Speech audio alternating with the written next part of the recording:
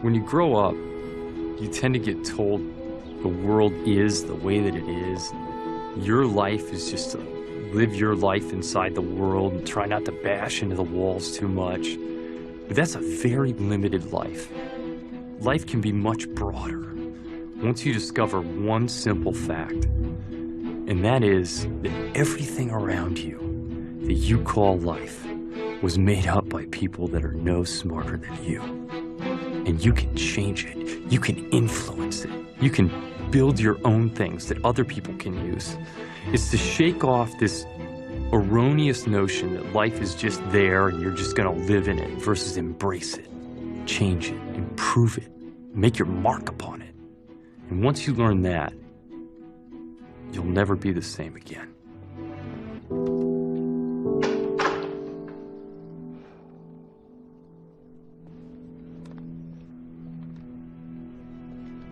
So, what are we gonna do now?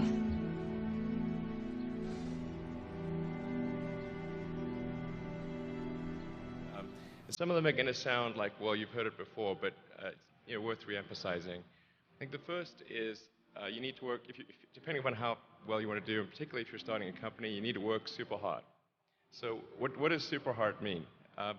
Well, when my brother and I were starting our first company, instead of getting an apartment, we just rented a small office and we slept on the couch. And we showered at the YMCA, and we're so hard up we had just one computer, so the website was up during the day, and I was coding at night, 7 days a week, all the time. And I sort of briefly had a girlfriend in that period, and in order to be with me, she had to sleep in the office. So work hard, like, every waking hour. That's the thing I would say, particularly if you're starting a company.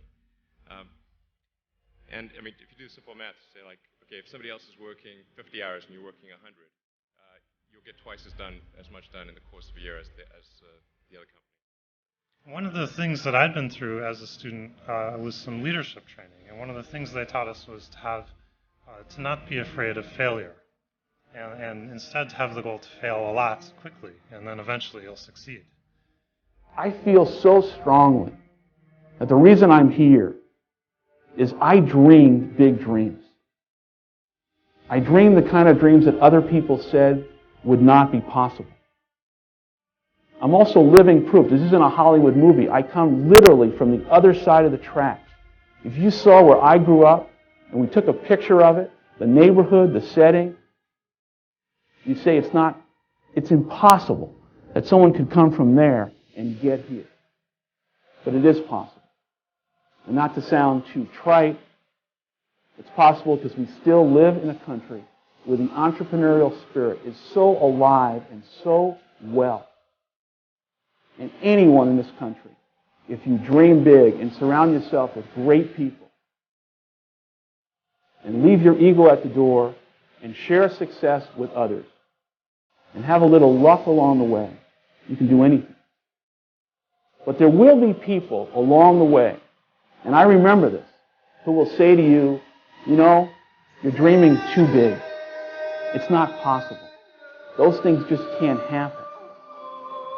Don't allow anyone, friend, family, acquaintance, teachers, whoever it is, don't allow anyone to tell you that what you are dreaming for yourself and your family is not possible. It is possible.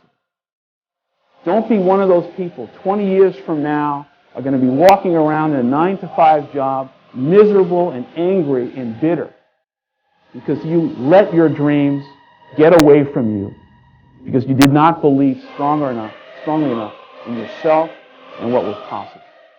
Don't allow that to happen. This is an unbelievable time.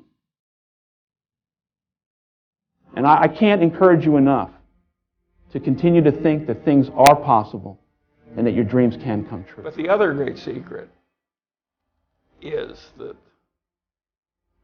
we're good at lifelong learning. Warren is so much better in some ways in his 70s and 80s than he was younger that it's almost awesome.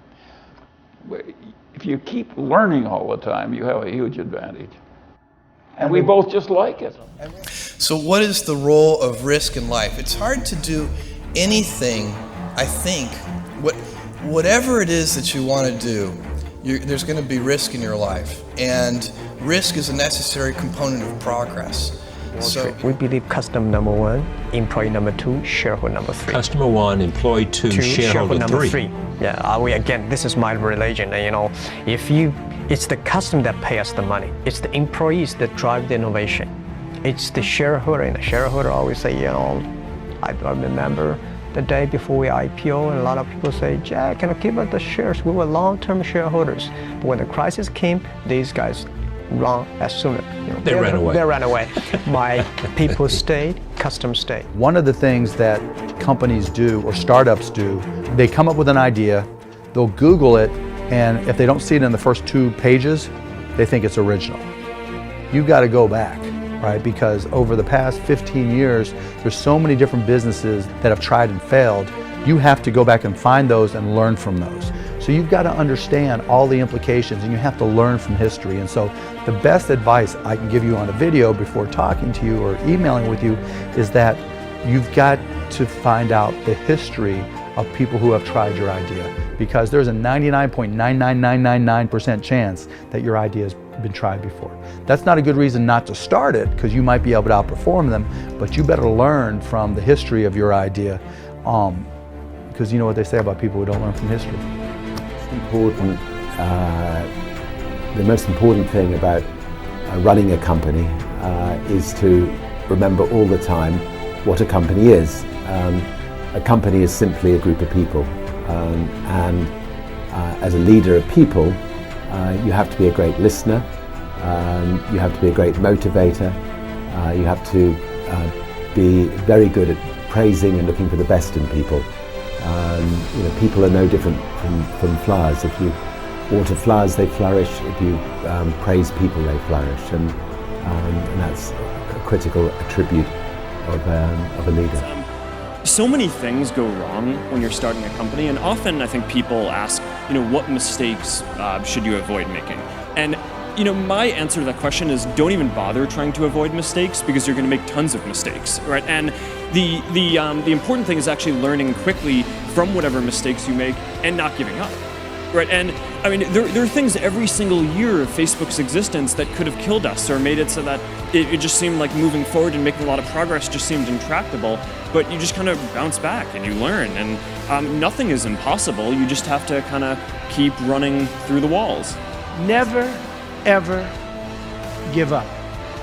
You can change and you can move around, but never, ever give up.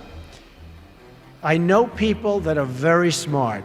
They went to the Wharton School of Finance with me. I know other people that aren't as smart, and those people are the top people in industry today, and they just were tougher.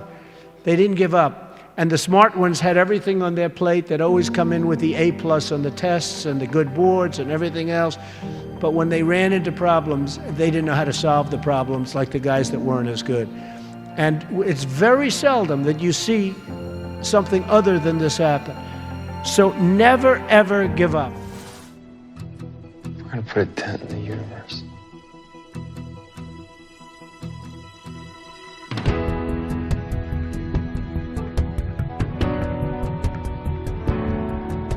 Here's to the crazy ones, the misfits, the rebels, the troublemakers, the round pegs in the square holes, the ones who see things differently. They're not fond of rules, and they have no respect for the status quo.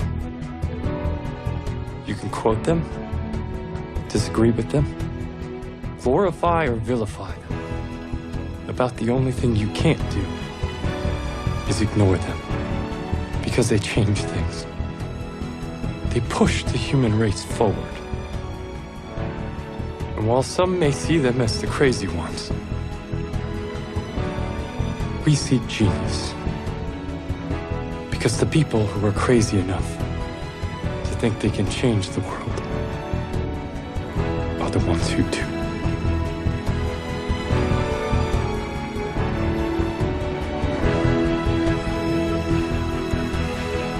that?